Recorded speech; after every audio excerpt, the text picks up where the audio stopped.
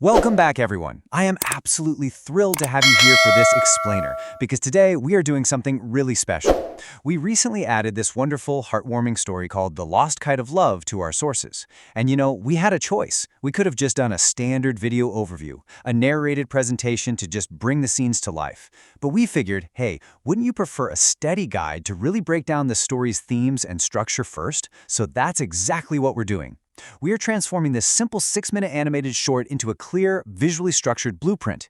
If you've ever wondered exactly how those beloved, family-friendly cartoon romances are engineered to make you feel all warm and fuzzy inside, well, you are in the right place.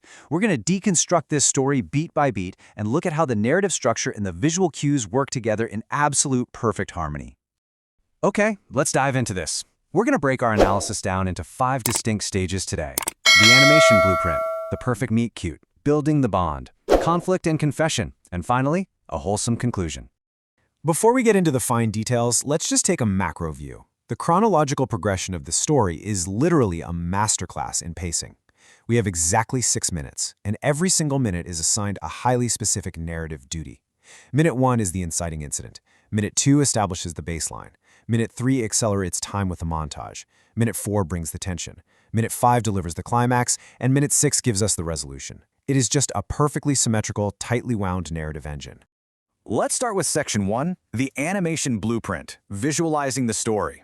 Before we even touch the plot, we really need to understand the visual rules of this world. Now, what's really interesting here is how these specific artistic constraints guarantee a family-friendly magical atmosphere from the very first frame. The source prompt explicitly calls for a colorful 3D cartoon style with Disney or Pixar-inspired aesthetics. And why is that? Because that specific style instantly signals to the audience that they are in a safe, wholesome space. The bright lighting, the vibrant colors, the highly expressive characters, these aren't just aesthetic choices, they're actually storytelling tools. The cinematic camera movements and the smooth rendering really elevate the material, telling us that this simple teenage love story is grand, it's important, and it's totally worthy of our full emotional investment. A huge component of that aesthetic is magical lighting effects. The prompt specifically demands these effects alongside emotional facial expressions. And this is exactly how you make the viewer literally feel the warmth of the story. You don't just rely on the dialogue, right? You use the glow of the environment, the soft diffusion of light, to subconsciously signal romance and safety. It just bathes the entire narrative in this comforting, nostalgic glow. All right, let's move into the story itself with Section 2, the perfect meet-cute, which covers minutes 1 and 2. This right here is the foundation of every great romance. We open up in Minute 1 with a sunny afternoon in a beautiful village park. We meet our cheerful teenage boy, Alex. A sudden gust of wind carries this colorful kite away, and boom, it gets stuck in the tree. Our kind-hearted girl, Emma, notices and helps him retrieve it. They exchange smiles, introduce themselves, and that's it. Notice how insanely efficient this is? The kite is literally the perfect prop. It requires cooperation to retrieve, instantly forcing our two protagonists to interact over a shared, low-stakes problem. It's a simple act of kindness that establishes Emma's character right away and connects them in a completely natural, unforced way. By Minute 2, the animation direction seamlessly pairs mundane, sweet activities with auditory cues to gently grow their friendship. They aren't going on some grand adventure just yet. They're just walking through the park, feeding ducks, sharing funny stories. It's that everyday relatability that makes it work so well. But the secret ingredient here? It's the soft romantic music playing in the background. The visuals are showing us friendship, sure, but the audio track is promising romance, gently guiding our expectations as viewers. With the foundation laid, we move right into Section 3, Building the Bond.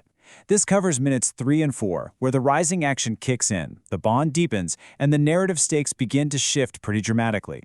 And this brilliantly illustrates the use of contrast and pacing.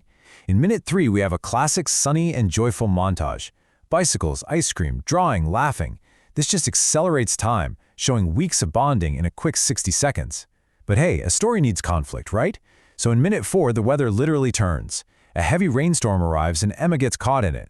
The story uses weather and atmosphere to pivot sharply from that lighthearted rising action into dramatic conflict. The bright colors suddenly give way to grays and blues, creating real, palpable vulnerability.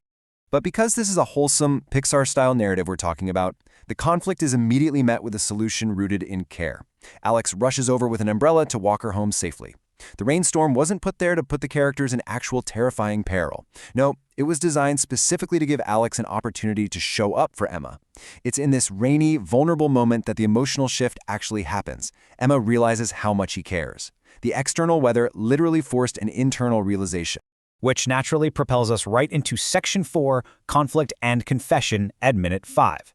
This sets the scene for the absolute emotional peak of the explainer. Let's look closely and see how this builds, step by step.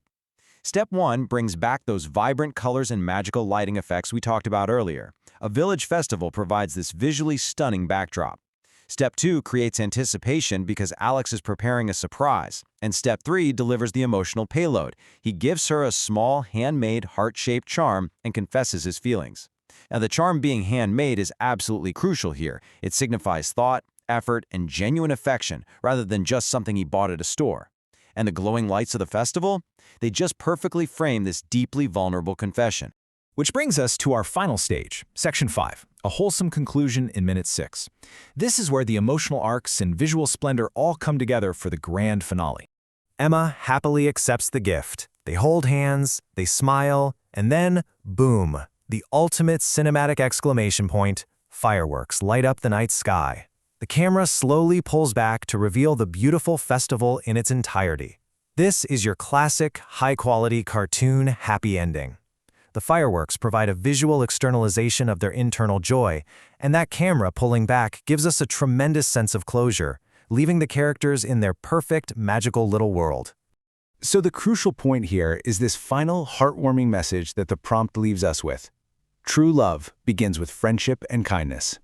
Everything we just reviewed, the kite, the duck feeding, the umbrella in the rainstorm, the handmade charm, every single one of those 6 minutes was meticulously engineered to earn this specific takeaway.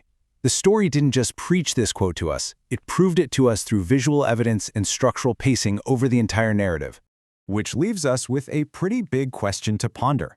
We've seen the blueprint, we know the mechanics of the meet-cute, the montage, the atmospheric conflict, and the magical lighting, so how can you use these simple, wholesome narrative beats and visual cues to craft your own emotionally resonant story? Whether you are writing, animating, or just analyzing media, understanding this structure gives you the power to create genuine emotional connection. Thank you so much for joining me on this deep dive into The Lost Kite of Love. Keep exploring, keep analyzing, and I will see you in the next explainer.